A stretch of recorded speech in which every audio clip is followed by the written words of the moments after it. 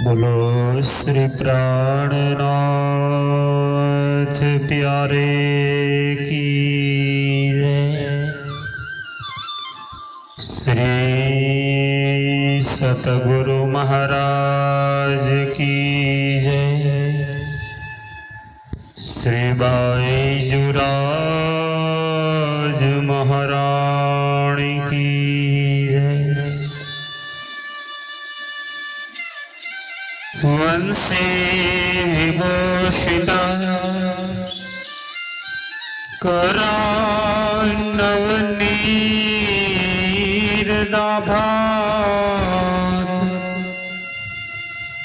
पीताम्बरादरुण बिम्बफलादरुष्टात् पूर्णेन्दु सुंदर मुखधर बिंद नेत्रा कृष्णात् परम किमपि तत्त्वमहं न जाने। जगदाधार जगतपते पूर्ण ब्रह्म श्रीराज बिनवो दो करबद्ध हो सिद्ध करो सबका।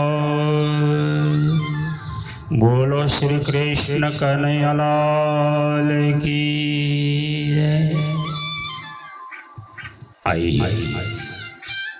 पूर्ण ब्रह्म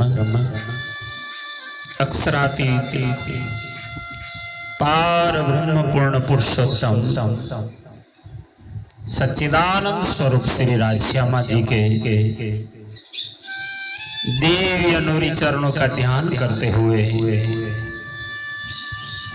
परम धाम का अखंड आनंद एवं मुक्ति देने वाला आत्मा को जगाने के लिए प्रकट हुआ ब्रह्म ज्ञान श्री तारतम सागर कुलजम स्वरूप श्री मुखवाणी जो ब्रह्म सृष्टि के कारण उन्हें जगाने के लिए प्रकट हुए श्री सदगुरु हादी महान बुद्धि के सागर श्री विजयाभिनंद बुद्ध निष्कलंक अवतार इंद्रावती जी स्वरूपा महामती श्री प्राणनाथ जी द्वारा स्वरूप साहिब के पंचम ग्रंथ प्रकाश हिंदुस्तानी ग्रंथ में 33वें प्रकरण में ब्रह्म आत्मा सुंदर साथ जी को जगाते हुए शास्त्रों के प्रमाण देते जेती बात कहूं साथ को तिनके देव प्रमाण। इंद्रावती जी का वादा है बेशक इल्म दे रहे हैं निशंक ज्ञान है। संसार के सभी समस्त शास्त्र जिनका प्रमाण देते हैं शास्त्र ले चले सतगुरु सोई बानी सकल की एक अर्थ होई। आप सदगुरु के स्वरूप प्रकट हुए हैं तो सभी संसार के शास्त्रों से एक परमात्मा पूर्ण ब्रह्म परमात्मा की पहचान कराते हैं। 33वें प्रकरण में प्रकरण का नाम ही है श्रीमद् भागवत का सार जो हम 20 चौपाइयों का वर्णन श्रवण कर चुके हैं। क्रमशः आगे चलते हुए ना तो पंच अध्याय क्यों कहे सुख मुन रास लीला अखंड वर्णन ये लीला क्यों अध बीच रहे, एकादश द्वादश स्कंद कहे, एकादश द्वादश स्कंद कहे। बोलो श्री प्राणनाथ प्यारे की।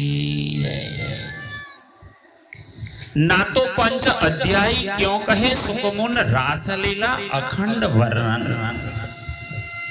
आप महान बुद्धि के सागर महामती श्री प्राणनाथ जी सुंदर साथ जी से बड़े बड़े प्रकांड विद्वान भागवताचार्य वेदांताचार्यों को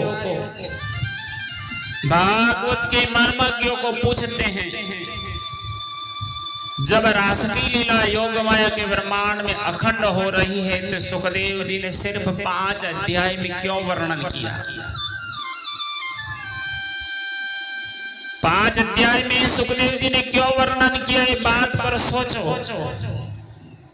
जबकि रास की लीला ब्रह्मानंद की थी, वह लीला भी अपूर्ण क्यों रहे, जिससे केवल एकादश और द्वादश स्कंदों में ही संपूर्ण भागवत समाप्त हो गई। ये लीला क्यों अध बीच रहे, एकादश और द्वादश स्कंद कहे। सुखदेव मुनि अखंड रास लीला का वर्णन 5 अध्यायों में करके अध बीच में ही लीला क्यों रहने देते हैं और एकादश द्वादश स्कंद ही वर्णन करते हैं। हे संसार के भागवत के ज्ञाता विद्वान पंडित ज्ञानी जन, सोचो, जब लीला अखंड थी तो ज्ञान क्यों अटक गया? ये रास लीला क्यों छोड़ के सुख आधा सुकन ननिक से मुख।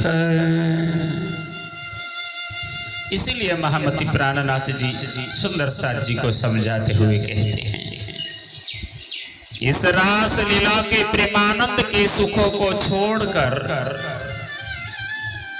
श्री सुखदेव जी से आधा शब्द भी मुख से आगे ज्ञान का नहीं निकला था।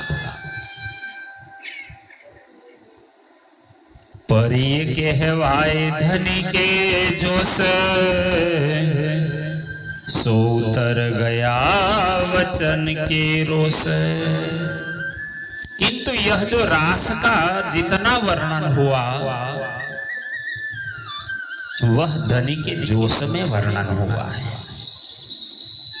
इंद्रावती के तन की शोभा देते हैं, स्वयं बार ब्रह्म पूर्ण पुरुषोत्तम इनके हृदय में बैठ के बोलते हैं। जो जोश प्रश्न के वचनों से क्रोधित होकर उतर गया। क्या करे अध बीच से लिया, खंड सुख पूरा कहने ना दिया। एक ब्रह्म सृष्टि के सिवाय ये ब्रह्म ज्ञान का अधिकार नहीं है। परमहंस भूमिका में बैठे हुए सुखदेव जी में योग्यता थी, पर परीक्षित ने प्रश्न कर दिया। श्री सुखदेव जी क्या करें? जब राजा परीक्षित ने भ्रमित होकर मध्य में ही शंका उपस्थित प्रश्न कर दिया,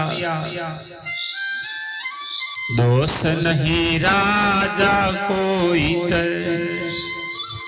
ब्रह्म सृष्टि बिना न पहुंचे तीत। अखंड रास के सुखों का पूर्ण वर्णन करने का अवसर भी नहीं दिया। इसमें यहाँ राजा का कोई दोष नहीं, क्योंकि ब्रह्मांगनाओं के सिवाय, परमधाम की अंकुरी आत्माओं के सिवाय उस अखंड सुखों का आनंद लेने का दूसरा कोई नहीं पहुंच सकता। जाको जाना वैकुंठ वास, सो क्यों सहे अखंड प्रकाश। जिन माया के जीव राजा परीक्षित को भक्ति करके वैकुंठ में ही जाना था, फिर उससे आगे धाम की लीला के अखंड प्रकाश को वह कैसे सहन कर सकते थे? तो पार दरवाजे मुदे रहे, हद के संग ये खोलने ना दिए। इसी कारण इस संसार में धाम की लीला के ज्ञान के दरवाजे बंद रहे और हद के जीव का साथ होने से उसने उन धाम के दरवाजों को नहीं खोलने दिया। अब सुख जी की खेती कहूं बान, सार काढ़ने ग्रह्यो पुराण। महामती श्री प्राणनाथ जी समझाते हैं सुंदर साथ। अब श्री सुखदेव जी की भागवत का कितना वर्णन करूं।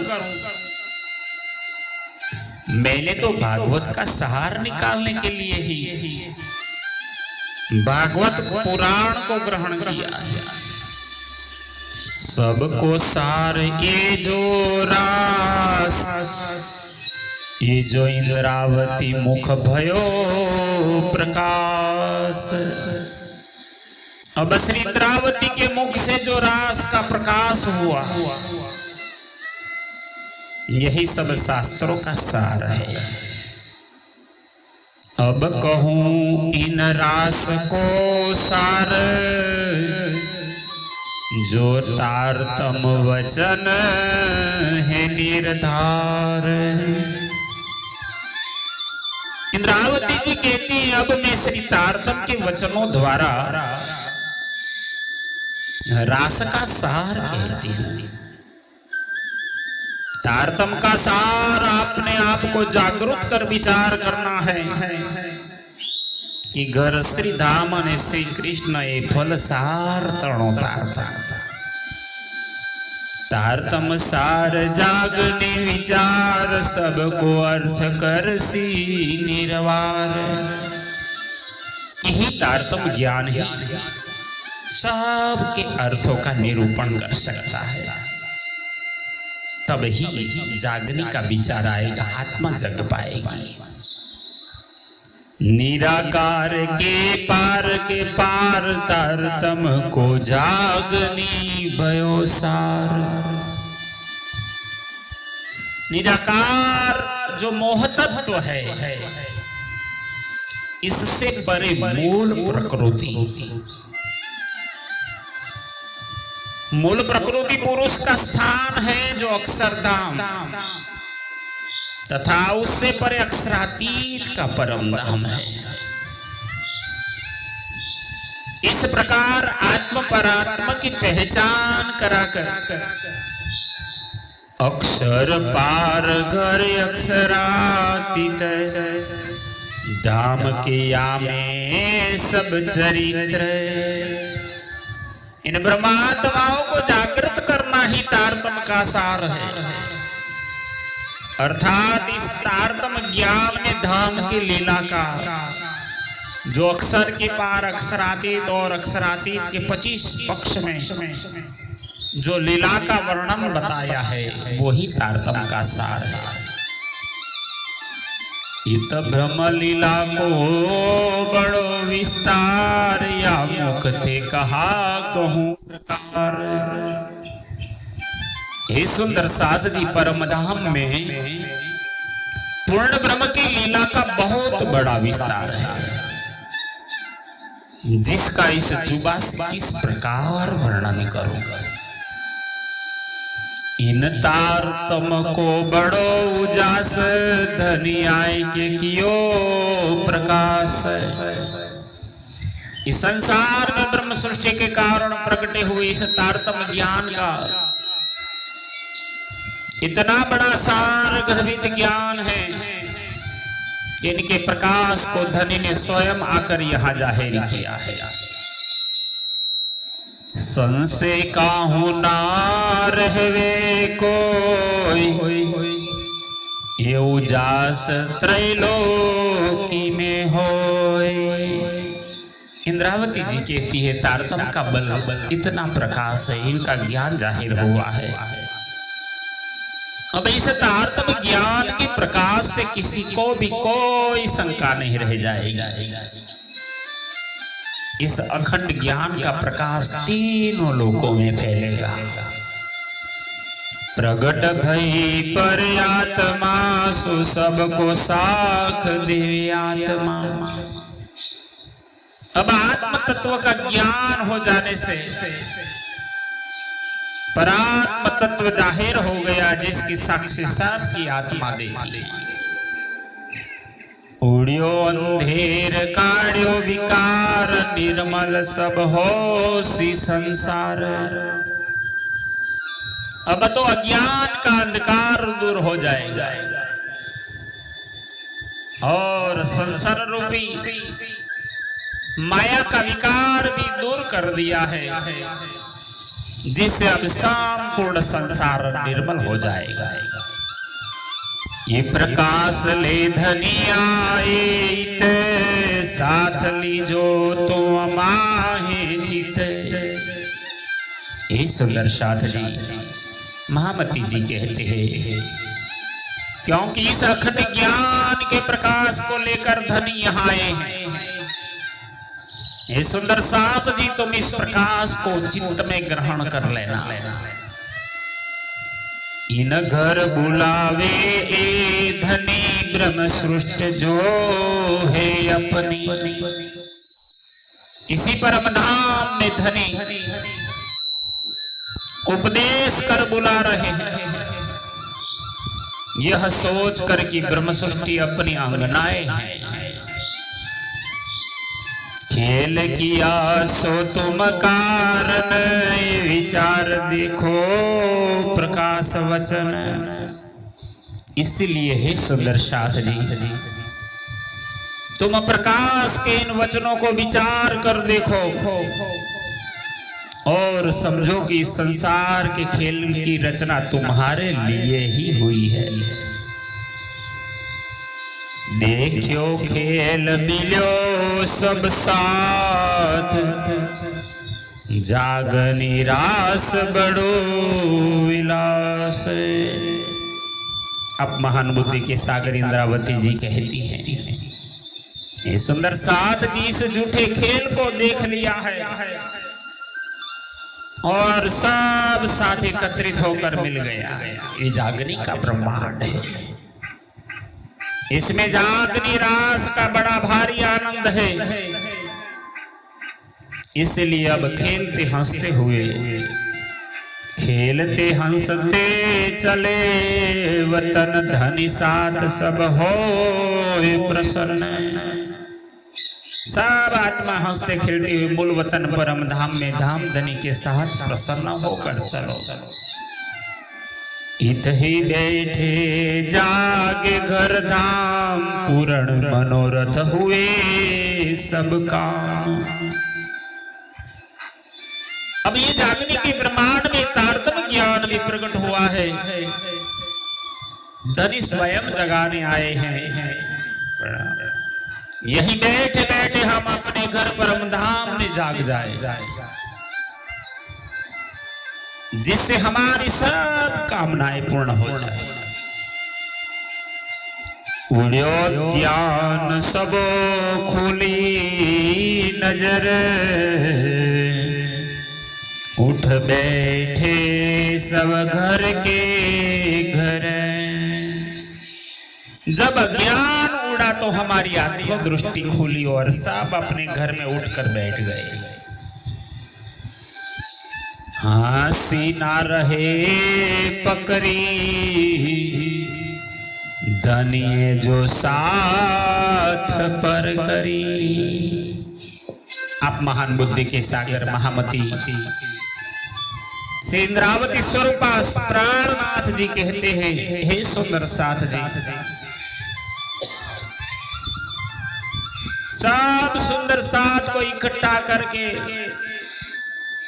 जब हंसते हुए ताली देकर उठेंगे, हंसते ताली देकर उठे धनी महामत साथ इकट्ठे, उस समय हंसी पकड़ी ना रह जा पाएगी जो धामधनी ने सुंदर साथ के ऊपर की है। प्राणाधार सुंदर साथ जी इसी प्रकार प्रकाश हिंदुस्तानी ग्रंथ प्रकरण 33 भागवत का सार जो 34 चौपाइयों का सुंदर साथ जी को समझाने के लिए प्रकट हुआ था। आज हमने पुनः 21 चौपाई से 34 चौपाइयों तक भावानुवाद को श्रवण किया। इस वाणी को अब यहाँ विराम देंगे। ये प्रकरण यहाँ पूर्ण होता है।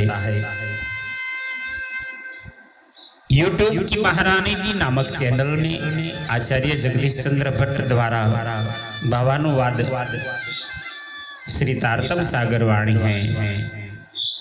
इस चैनल को शेयर कीजिए, लाइक कीजिए और सब्सक्राइब करके जागो और जगाओ को सिद्ध कीजिए।